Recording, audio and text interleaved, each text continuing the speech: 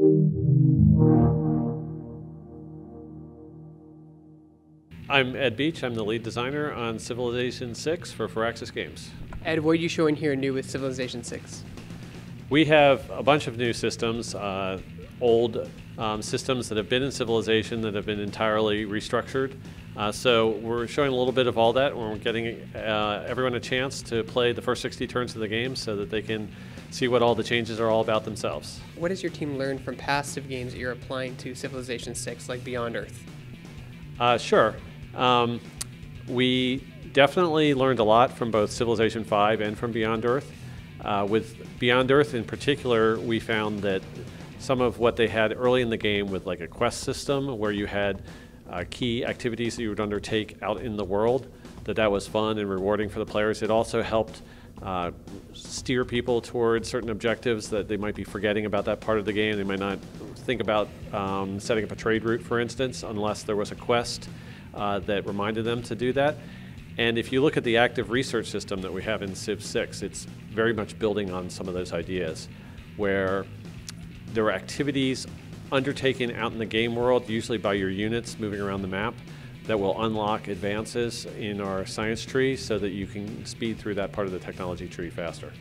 So for someone who's never played a Civilization game, how easy is it to understand Civilization 6 jumping right into it?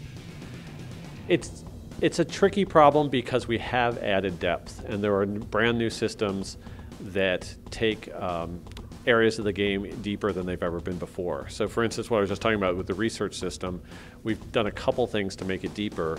We have a civics tree, which is a separate progression tree from the technology tree, plus we have this boost system. So what we've done is we have redoubled our efforts in terms of art style and in terms of user interface to make sure that we provide a lot of assistance for our players.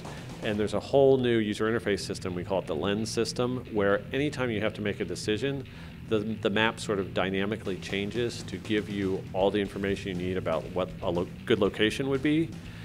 So the players have a lot of help from the game system, from our tutorial system, from our user interface to make the decisions they need to make, and so we think it's actually more accessible than it's ever been.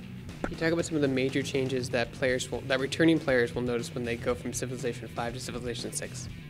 Sure. The number one change they're going to notice is the way cities are represented. In previous titles, cities were a single tile, and everything you built in that city, whether it was buildings, whether it was wonders, all got stacked together on that single tile. Pretty much you had to open up that city and scroll through a big long list of what was in it to try to remember exactly what was there.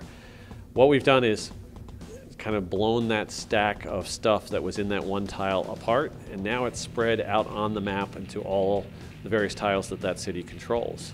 So now if you want to build science buildings in your city, you're actually going to have to dedicate one of the tiles around the city to become the science district. We call it the campus district. And that district will hold your library, your university, your research lab. And you can see them out on the map. There's a visual representation for it on the map. And the world wonders that were sort of buried in the middle of the city with everything else, now each world wonder gets its own tile out on the map. So it's a lot more exciting to finish building them. You get a little movie showing that wonder being constructed right there in the world next to your city, next to everything else that you have put there. And it's kind of a good reward for all that work you put in to get that wonder built. Can you talk about the different factions you can select and play as in the game? We're only talking about the first four right now. The first four are Egypt, Japan, America, and China. And the fun thing about the factions, the way we're putting them together right now, is there are more points of customization than we've ever had before, so that each one plays uniquely.